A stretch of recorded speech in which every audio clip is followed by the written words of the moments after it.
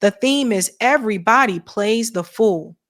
And Charlamagne the God played the fool during this conversation with Ben Shapiro on The Breakfast Club. Ben Shapiro made not just Charlamagne, but all the hosts on The Breakfast Club look like complete fools when discussing two particular issues: Israel and reparations. Yes, but there's a reason why this is happening. Many of you are probably sitting back and you're like, why are The Breakfast Club? They'll bring on someone like Ben Shapiro. They'll bring on these Zionists. They'll bring on people who are anti-Black, and they'll have conversations with them, but they won't bring on. I mean, he had a conversation with Ben Shapiro about reparations. You'll bring on him, but you won't bring on someone who actually started reparations organization, right? Like they won't bring on reparations activists, but they'll bring on Ben Shapiro and let's have that conversation with him. Well, if you're wondering that, what you need to know who owns iHeart Radio, which is actually part of iHeart Media. And you also need to know who those shareholders are. And I'm going to show you that tonight. And then I think you'll understand exactly why they don't push back on the Zionists and on the people who have anti-Black rhetoric. On the point of Israel, let's get into this part right here. Do you feel that way about the Israel Gaza war? Sure. Okay. I mean, yes. I mean, Israel, again, I know a lot of people over in Israel, obviously. And yeah, I know a lot of soldiers who've been gravely wounded going house to house in a conflict where you clearly know people in Israel. I know, shocker, right? Who'd believe it? What was the giveaway? Yeah, exactly. But you believe that, so you understand why people are upset about what Israel is doing. I mean, I certainly understand that conflict is incredibly ugly. And when you look at pictures, particularly drone pictures of wrecked areas, then it's very... Kids being killed. I mean, any conflict... Civilians, casual civilians, as you just said. I mean, yes, although I will say, obviously, that I believe that Israel has been as meticulous as any army in history in terms of its tactics in urban warfare. And the numbers bear this out. And again, I know people who've had their legs blown off going specifically house to house when Israel had complete air superiority. If Israel just didn't care about civilian casualties, they would have leveled the place October 8th. Mm-hmm. And they did not. Right? They've been going house to house. They've been moving populations. Obviously, all of this is ugly. There's no such thing as a pretty war, particularly in an urban environment. Mm-hmm. And could things be done differently, or should they be done differently? In case-by-case situations, I'm sure, yes. I mean, again, war is very ugly. But this sort of large-scale accusations that have been made that Israel doesn't care about civilians or that Israel has been attempting a genocide, that's just factually untrue. Problem number one. If you look there on the table, you'll see that's Ben Shapiro's book. So Ben Shapiro was on this show basically promoting his book and pushing more propaganda. What did I tell you a week ago? Pay attention. The Zionists are doing a podcast tour. It's not just Benjamin Netanyahu. You see, he's going on to these YouTube shows. You got Ben Shapiro trying to go on to more left-leaning shows or go to the Breakfast Club, which is more like hip hop, like, you know, Black culture show that sometimes dabbles into politics. Charlamagne, usually a lot of times in that particular area, doesn't know what he's talking about. When it comes to foreign policy, Charlamagne doesn't know what he is talking about. So when someone like Ben Shapiro comes onto that show to challenge him, Charlamagne the God doesn't know. It's like he doesn't know how to debunk a lot of the things that he's saying. Whereas if Ben Shapiro went on a show with Max Blumenthal, Katie Halper, Aaron Mate, Glenn Greenwald, like they can easily debunk what he's saying. So the point of the visit is to spread pro-Israel propaganda, deny genocide, and to promote his book. You have to remember that Ben Shapiro has also had anti-Black rhetoric before. Charlamagne the God does not, I saw the whole thing. Charlamagne the God does not challenge Ben Shapiro. DJ Envy does not challenge Ben Shapiro. They just sit there, and for the most part, the little bit of pushback that Charlamagne gave is just kind of like, oh, okay. Ben Shapiro would say, well, no, that's not true. And Charlamagne would just nod and accept it. It's embarrassing. There is a reason why they are going on to these shows. And I'm here to tell you, one of them contacted me. I'm not going to tell you who, but one of the Zionists contacted me and asked to come on my show. That ain't happening over here. because the goal is for them to spread that propaganda. They're not coming on because they're trying to be, understand where you're coming from. They're coming on to spread their propaganda. And they are doing it in a way to make it seem like I'm just nice and friendly. And I just wanted to come on and show you this is how, Israel really is. It's a game. It's a lie. And I sincerely hope people are not falling for it. But what is sad about this is, once again, Charlamagne does not know how to push back on this bullshit that Ben Shapiro was saying. When it comes to the genocide, yes, there is a genocide that is taking place. This whole theory of, well, they are being very meticulous, there are casualties in war. We have seen a number of videos where Israel IDF soldiers were purposefully killing children, bragging about it, making videos bragging about it. There were a number of IDF soldiers that admitted they were told to kill the Palestinians when they come to get the food. We have seen videos of Israeli settlers taking the food off the trucks and throwing it away so that the people in Gaza can't eat. We've seen videos of Israelis barbecuing right next to the freaking border while the Palestinians are starving. Now, Charlamagne the God, as I have seen these videos on social media, I'm pretty sure his damn ass saw these videos on social media as well. But Charlamagne the God doesn't once during this interview challenge Ben Shapiro about the videos that he is seeing of them killing these children, bragging about killing the children, starving the people. He doesn't challenge it at all. At all. The one thing that he says is, well, the genocide scholars just declared it a genocide. And then Ben Shapiro goes, oh, that doesn't mean anything. That doesn't mean nothing. Apparently, when it comes to Israel, international law doesn't mean anything. Genocide scholars don't mean anything. Nothing means anything when it comes to Israel.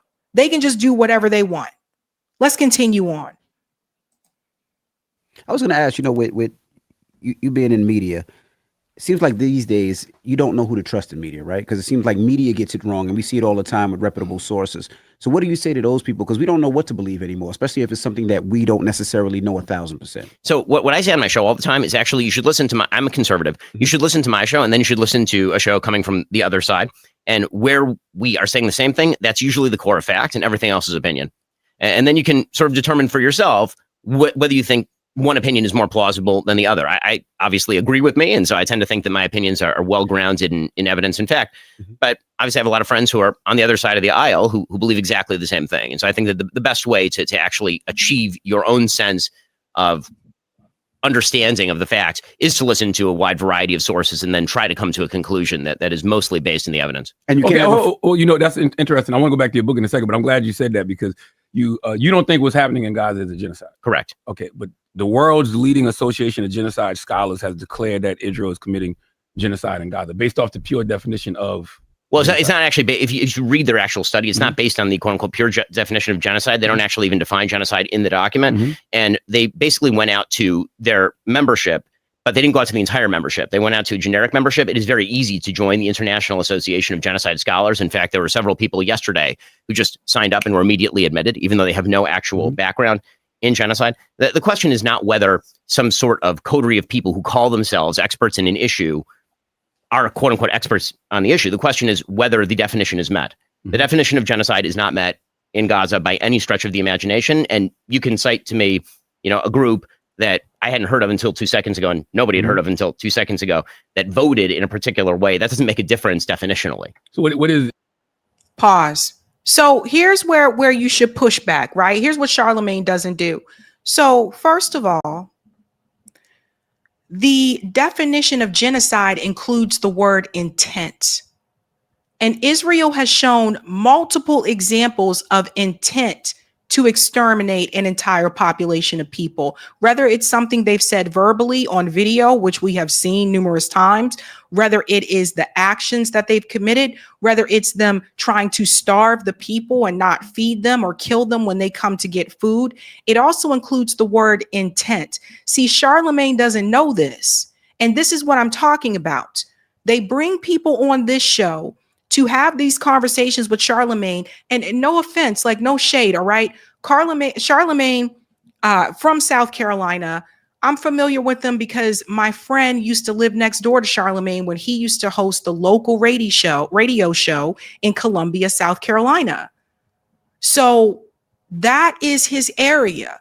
His area of expertise is not foreign policy. His area is not politics, and he gets a lot of things wrong. And so people like Ben Shapiro are willing to come on and have these conversations with him because they know he's not going to challenge in any way, shape, or form because he doesn't know what he's talking about.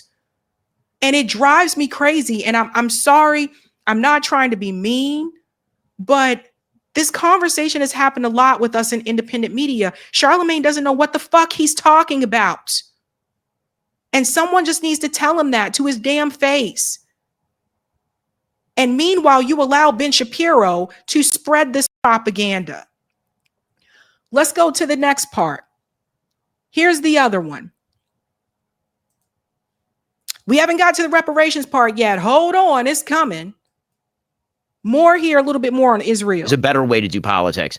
It's the conversation we were just having about genocide. Yeah. Let's define what genocide means, and then we can actually determine whether we think that is a thing that is happening, whether there's intent to do it. If we just say genocide and kind of throw that out there, and people, do you see how Ben Shapiro just used the word intent? And Charlamagne has this look on his face like he's bewildered. Oh no, what happened to man? You see what I'm saying? Like, this is what I'm talking about. Ben Shapiro knows it includes intent. We all know, and we have all seen the intent from Israel. That is not a secret. It's out there. It's so open. It's so fucking public. We have watched them shoot down kids. I saw them. There was a video recently where they killed a little girl who was walking with the bag of flour that she just got. IDF's shoulder shot the girl in the back. Little girl. And Ben Shapiro is a Zionist. The talking points that he is giving are Zionist talking points. Does Charlamagne even know what Zionist means? Does he not realize that he is being propagandized like right to his face and he doesn't even know how to push back on it? Now, I don't know for certain that Charlamagne was the one who actually invited him on as a guest. If I'm willing to bet, the producers probably booked the guest for the Breakfast Club, if I'm willing to make a bet. But that's besides the point. When you know that someone is coming on, you have to do your research. And it's very clear to me it's not happening. Or the research that he's doing is coming from corporate media, or he's being brainwashed. But when you see who actually owns iHeart Radio, which is actually iHeart Media, and the shareholders, I think you all are going to start to understand why these guests are coming on. Certain ones are coming on and certain ones are being avoided. Let's continue on a little bit more here, and then we'll get to the reparations part. we're saying that word, for example, October 8th, like before Israel had even responded, then if you do that, then all you end up doing is making the conversation dumber and everybody more angry. And you know what's interesting about that? I can usually tend to see both sides, meaning like I can understand why people say it's a genocide, but then, you know, I can understand why people in Israel say this is just us defending ourselves and it's an act of war. And this is so stupid. Okay. Now see what this little game that Charlamagne is doing. I can see both sides where people say it's a genocide and some people say, oh, well, Israel says, well, it's just an act of war. You just said to Ben Shapiro what the genocide scholar said. And now here you go saying, well, I can see both sides. See both sides of what? How is it war when Israel is purposely targeting civilians? Same videos that I've seen Charlamagne the God has seen. I know he's seen these videos as well on social media. But here he is giving some type of leeway here towards Israel. Do people not understand how dangerous this is? I told you they will use black faces to do this too. We talked about Al Sharpton doing this. Now you got Charlamagne the God doing it. That's why Ben Shapiro went on there, because he knew he wasn't going to face a serious challenge. as you said, you know, there's a lot of casualties, civilian casualties that happen in acts of war. But you don't really know that if you don't talk to people on both sides. Yeah, I think that's right. I think that's right. And I think that So Charlamagne is making the case that you need to sit down and talk to the racist Zionists that called Palestinian people animals, called them, what did Netanyahu call them to, I forget the word that he used to call them in front of Patrick Bet-David, but calling them all these types of names, animals. You're supposed to sit down and have a conversation with these people. They don't like you either, Charlamagne. They don't like you either. Who's coming on next? Netanyahu? Y'all gonna bring his ass on the Breakfast Club? It's disgusting. It's disgusting. And that's the thing. And you push that same rhetoric. Does he not even realize how racist this country is? Does he not realize how racist Israel is? Or maybe Charlamagne does know and he's playing into it. Either way, it's sad. Savages and barbarians. Yes, that's what he called them. That's what they're calling them. But you need to listen to their side about what? They're on stolen land. Do you even know? Does Charlamagne even know the history? So you'll bring on Ben Shapiro and talk to him about this. Will he bring on anyone to explain the Palestinian side? Do you see Katie Halper being invited onto the Breakfast Club? Do you see any of these people? The last person I remember seeing come on there and talk about it was Mark Lamont Hill. Why is Charlamagne playing dumb? Mark Lamont Hill went onto the Breakfast Club and broke down the entire history of the occupation and everything, the Nakba, etc. So you mean to tell me after Mark Lamont Hill explained to you the whole history of the Nakba, the occupation, the oppression, you going to sit here and say, well, I can see both sides of it. They were very obvious they don't want the Palestinian people there from the get-go. What other side do you need to see? Genocide in that particular context, they're words that people use to express outrage that don't necessarily, the definition doesn't fit up with the word. I think when people say genocide, generally what they mean is, I'm very angry at what's happening and I wish it would stop. And so they throw out genocide because it's the worst thing they can think of. Mm-hmm. Because if you say that, then maybe Israel should stop. Mm-hmm. And you know, again, I think that you can empathize with that because I think everybody wants this to stop, including, by the way, the Israelis who would love for Hamas to surrender their weapons, stop, walk away, and the war ends. I mean, no, it doesn't, because you've been killing Palestinians before October 7th. You've been going into Gaza and mowing the lawn. Again, Charlamagne doesn't know what to say, can't debunk this, can't push back on it. He's just sitting there like a paid puppet. I can only take so much of this. Now we move to the reparations conversation. If you get a chance, you watch the full interview. You let me know yourself. Wait, did we get to that part yet?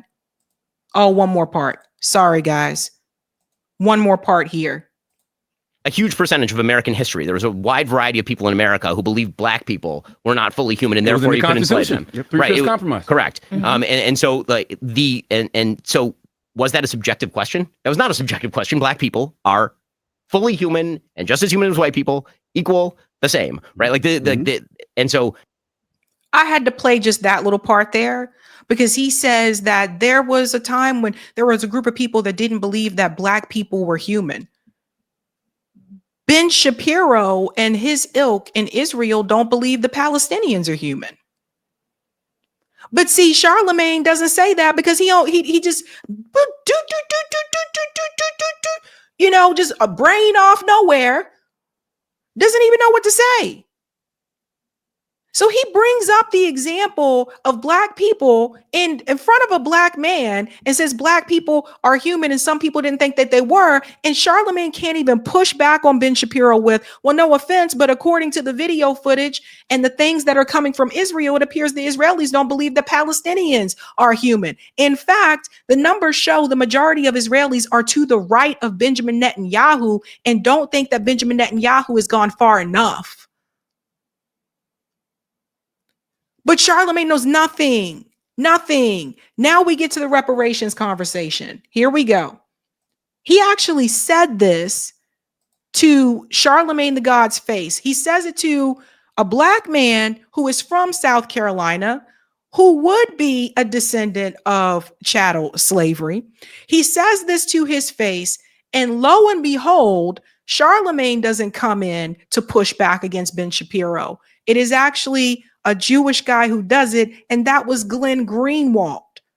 Glenn Greenwald is the one who steps in to debunk what Ben Shapiro says here, not just about Israel, but also about reparations. Listen to this. Democracy, where the best people at any job get ahead. Now, if you're talking about reparations for immediate past wrongs, I think it's a much easier conversation. So I think that if you're in 1968, 1970, and you're talking about what can we do to rectify the problems of Jim Crow and make it right for the people who suffered under Jim Crow, I think that's a really live and interesting conversation, and I think that it's totally worth having. I think that on a sort of public policy level, reparative policies don't tend to be nearly as effective as people want them to be historically. This is a damn lie. So go back to the word conversation. And you're talking about what can we do to rectify the problems of Jim Crow and make it right for the people who suffered under Jim Crow. I think that's a really live and interesting conversation, and I think interesting conversation. Does everybody see the game that is being played here right now? You see, because Ben and his group of peeps, they got reparations. Japanese members of, Japanese Americans that were part of the internment camps also got cash reparations, as they should have. But something that I noticed, once you start talking about reparations for descendants of slavery, freedmen, all of a sudden it's a conversation that we can have.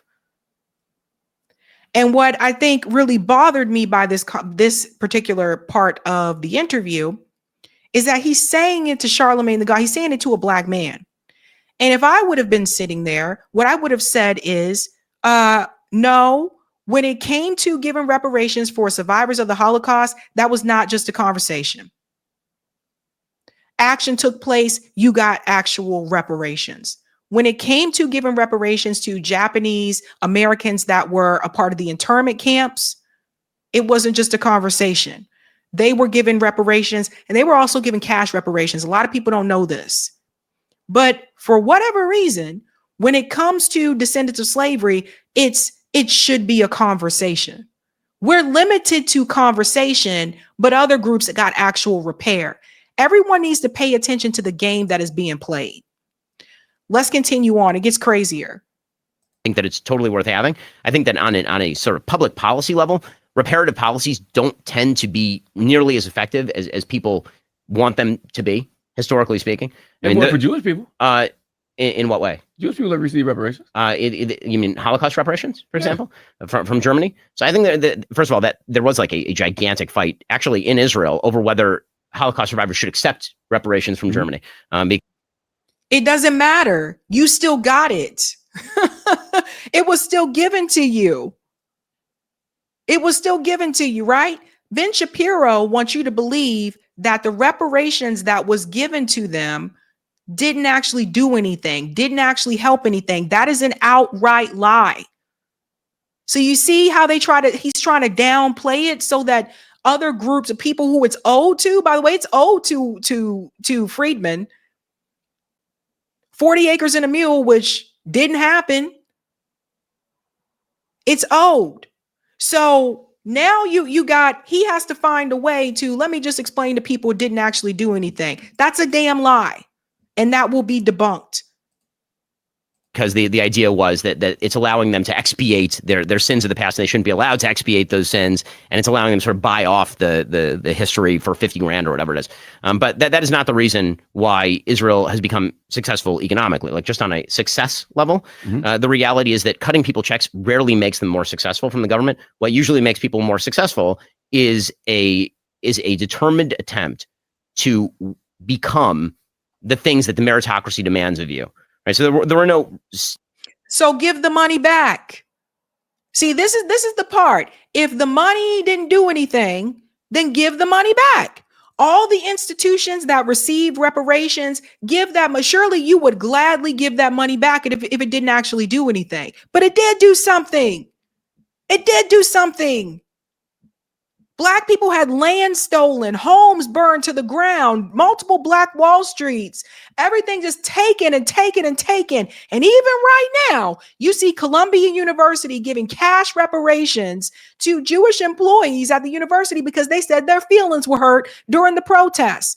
I don't see any of these universities who own slaves or continued those Black codes, those Jim Crow laws saying, let's give reparations to the descendants of slavery. I don't hear none of them doing that. But because hurt feelings came from a white minority group, all of a sudden, oh, that's it. We got to do something about it. So again, if it doesn't do anything, give the money back. Surely give it back. All the institutions, all the organizations that were able to build off of that, give it back. If it doesn't mean anything, Ben. Long I do scale. think the U.S. foreign assistance for Israel has helped financially. Well, I mean, the U.S. foreign assistance for Israel actually is a bargain for the United States because Israel doesn't need the money.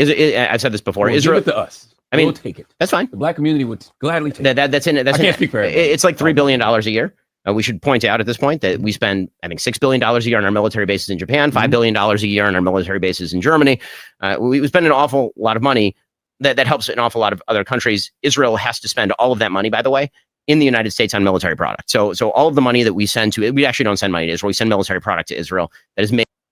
This is all lies. But Charlamagne doesn't know that. That's why he can't push back.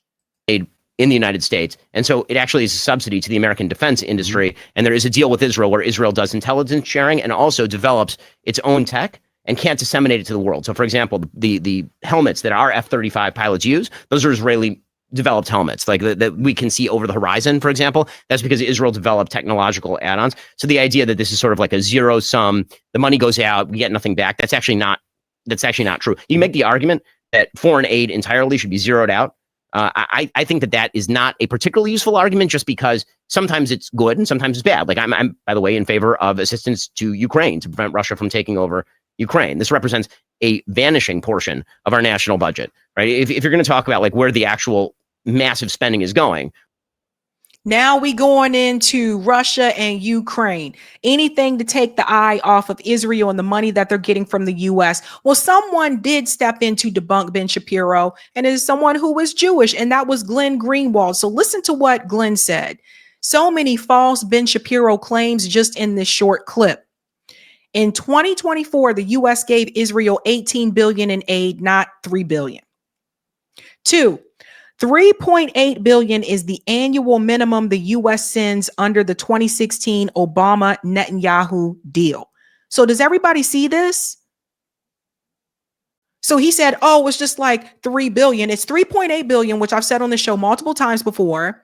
But Charlamagne doesn't know that, so he doesn't push back on it, right? Much, but not all, must be spent with U.S. arms dealer. U.S. taxpayers give Israel a Raytheon gift certificate. So he said much, but not all. 4, Holocaust reparations amounted to tens of billions, not 50,000 per family. 5, NSA docs we reported show Israel is the leading surveillance threat against the United States. Let me highlight this one again, because see, this is what I'm talking about. Does everybody see this? Do you see the number? Glenn Greenwald said Holocaust reparations amounted to tens of billions, not $50,000 per family. So Ben Shapiro just sat in that chair in front of Charlamagne and just ratted off a bunch of lies that were not debunked. And that went out to millions of people because the Breakfast Club is a part of iHeart Radio, which is a part of iHeart Media, just spreading more and more lies. So Ben Shapiro tried to downplay how much they got for reparations so that you think that it wasn't much, so that you'll think that it didn't really do much. To that point, as I said, since it didn't do anything for you, Ben, give it back.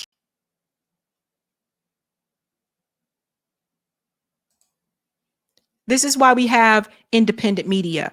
Van Lathan also came in. From 1949 to 2007, the U.S. gave $30 billion of non-military, purely economic aid to Israel. The peak was about $1.2 billion a year in the 80s and the 90s. They began to phase out this aid in 1999 and ended it in 2007. When Israel was a fledgling nation, the U.S. supported it economically, and Ben Shapiro knows that. Shout out to Van. Shout out to Van. They went on to bring up the Candace Owens piece that he said. Blakely said Ben Shapiro was happy to pay Candace Owens when she was doing anti-BLM, anti-trans, anti-women slop content for the Daily Wire, but then she touched the third rail. We're against cancel culture with an asterisk. Yeah, he did talk about that. Listen to this. Candace Owens, she was here when she said that you couldn't fire her from Daily Wire. Like that would happen here on the Breakfast Club. So, and I saw everything that happened after, and you guys said that you guys were going separate ways. She said she was finally free.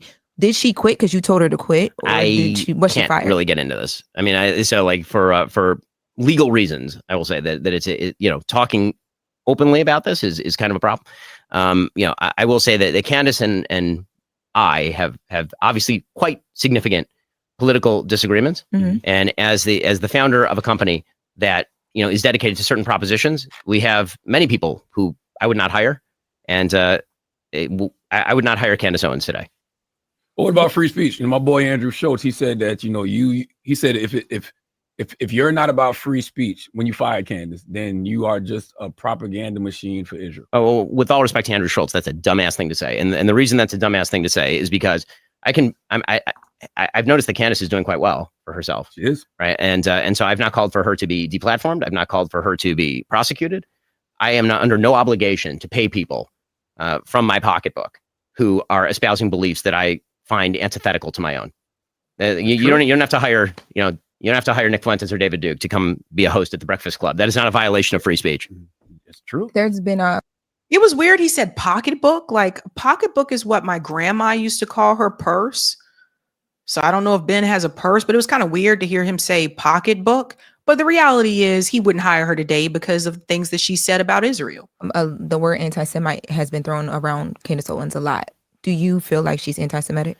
I will say that some of the things that she says would, to me, certainly fall in that category. I try not to use that terminology. And the reason I try not to use that terminology is I don't think that it's useful. I think that the term has been emptied of sort of all of its content in the same way that Americans are now used to, I think, everyone being called racist. And so they stopped actually paying attention to racism in many ways, which is, I think, quite bad. I want to avoid. Says the guy who whines about Israel and woe is us. Doing the same thing here. So what's the solution, Ben? When you talk about inequality and civic inclusion, what's the solution? We've talked about a lot. Are we just selling?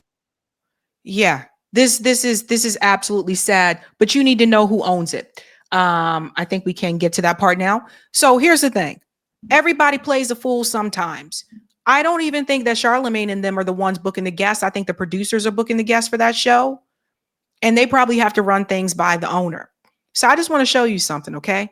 Breakfast Club is a part of iHeart Radio. iHeart Radio is part of iHeart Media. Shout out to Nat Turner's Apostle. That's an interesting name. This is Charlamagne the God's boss, the boss of the Breakfast Club program, Bob Pittman, CEO. Check this out. UGA to honor iHeart Media's Bob Pittman, Rich Bressler, John Sykes, and Ton Pohlman.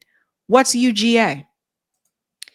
UGA, check this out, is called United Jewish Appeal Federation of Jewish Philanthropies of New York. Is UGA pro-Israel? At UGA, everything we do is rooted in strengthening Israel's security, resilience, and future. We have invested in $300 million in emergency funds and annual budget to protect the lives, rebuild communities, and help Israel recover from challenges. $300 million. But Ben Shapiro wants you to think that they're victimized. Is everybody seeing what is happening here? So the CEO, Bob Pittman and team, we'll show you the shareholders in just a second. They were honored by UGA. So they're a part of UGA. UGA is stating right here that everything they do is rooted in strengthening Israel's security, resilience, and future. Does everybody put it together now? Then you got to see the shareholders, because that ain't it. When we look at the shareholders, again, of iHeart Media Incorporated, Pacific Investment Management Company, Global Media and Entertainment Investments, BlackRock Advisors, Vanguard, Fiduciary Trust Co., and Oak Hill Advisors. I'll make it bigger for you so you can see. Because see, this is what it really comes down to, folks. The shareholders. So do you see? Here's the big red flags right here. I'm not familiar with the other ones, but BlackRock Advisors LLC and Vanguard. That's what matters. Some people think that Charlamagne owns the show The Breakfast Club. The Breakfast Club is a radio show that is a part of iHeart Radio, which is a part of iHeart Media Group. He's a host. And now you know who his boss is. And now you know that his boss and them are pro-Israel and do everything they can to support Israel. So is Charlamagne playing a fool purposefully, or is he just being foolish? Now, everybody play the fool sometimes. And a lot of people saw this interview, but I bet you they didn't go to check and see who is really calling the shots at the Breakfast Club. It's not Charlamagne the God.